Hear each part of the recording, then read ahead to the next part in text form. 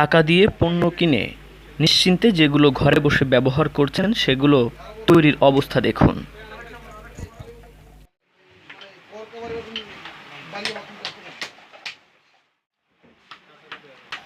মঙ্গলবার রাতে কেরানীগঞ্জের জিঞ্জিরার আতাসুর এলাকায় অভিযান চালিয়ে বিপুল পরিমাণ নকল প্রসাধনী জব্দ করেছে র্যাবের ভ্রাম্যমাণ আদালত।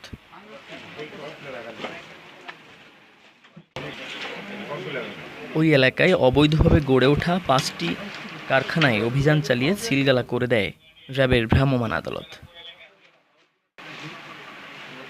এসব কারখানায় যত প্রসাধনী বা কসমেটিক্স পণ্য তৈরি হয় তার অধিকাংশই শিশুদের জন্য তৈরি।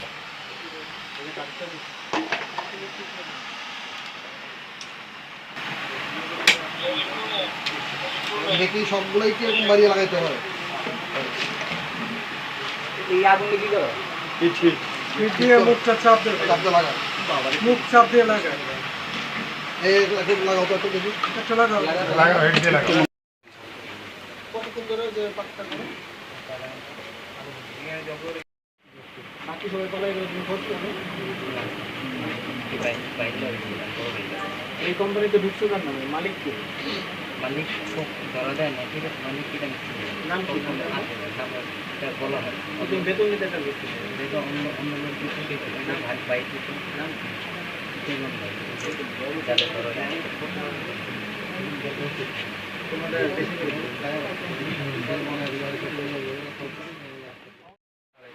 আমার কাজ করে ধরি আমি যে এগুলো কীভাবে কী তৈরি করতেছে না করতে অভিযানে নামি দামি কোম্পানির পণ্য নকল করার অপরাধে 5 জনকে গ্রেপ্তার করা হয় এবং তাদেরকে বিভিন্ন মেয়াদে 5 জনের মধ্যে 4 জনকে 2 বছর করে এবং 3 লাখ টাকা করে জরিমানা করা হয় তাদের প্রত্যেককে, এবং একজনকে 1 বছর এবং 3 লাখ টাকা জরিমানা করা হয়। 5 জনকে 3 লাখ টাকা করে মোট 15 লাখ টাকা জরিমানা করা হয় এবং ওই 5টি প্রতিষ্ঠানকে সিলগালা করে দেওয়া হয়। কুমারিকা তেল, Johnson baby lotion, clean clear face wash, বিভিন্ন ধরনের night cream, Pond's white beauty cream ও লোশন, বিভিন্ন ধরনের মেহেদি, হার্বাল আমলা তেল, শ্যাম্পু সহ সব ধরনের কসমেটিক্স পণ্য এখানে তৈরি হয়। এসব নকল পণ্য দেশের খুচরা দোকান থেকে শুরু করে অভিজাত এলাকা সহ দেশের নানা প্রান্তে ছড়িয়ে যায়। ফলে এই নকল পণ্য ব্যবহারের ফলে স্কিন ক্যান্সার সহ নানা ধরনের রোগের সম্মুখীন হয় আমরা যারা সাধারণ মানুষ রয়েছি তারা। এর সবথেকে বড় প্রভাব পড়ে শিশুদের মধ্যে। শিশুদের বড় ধরনের ঝুঁকি রয়েছে এই সব ধরনের পণ্য ব্যবহারের ফলে। তবে যারা এই ধরনের কার্যক্রমের সাথে জড়িত তাদেরকে আইনের আওতায় আনার আশ্বাস দিয়েছেন ম্যাজিস্ট্রেট। সবথেকে বেশি ইউজ হয় এটা সবাই মোটামুটি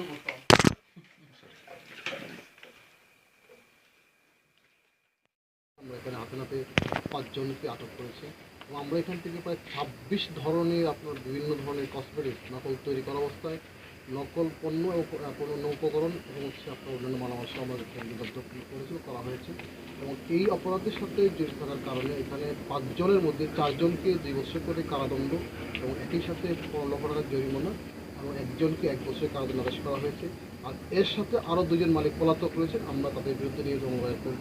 একই সাথে এইখানে যে সমস্ত বাড়িওয়ালারা রয়েছেন তাদের বিরুদ্ধে আমরা ব্যবস্থা নিচ্ছি, কারণ হচ্ছে এই যে বাড়িতে ভাড়া দিয়েছেন তারা এবং এই বাড়িতে ভাড়া দেওয়ার কারণে এই যে অপরাধগুলি তারা করতেছে, সুতরাং আইনগতভাবে কিন্তু তারাও কিন্তু অপরাধ।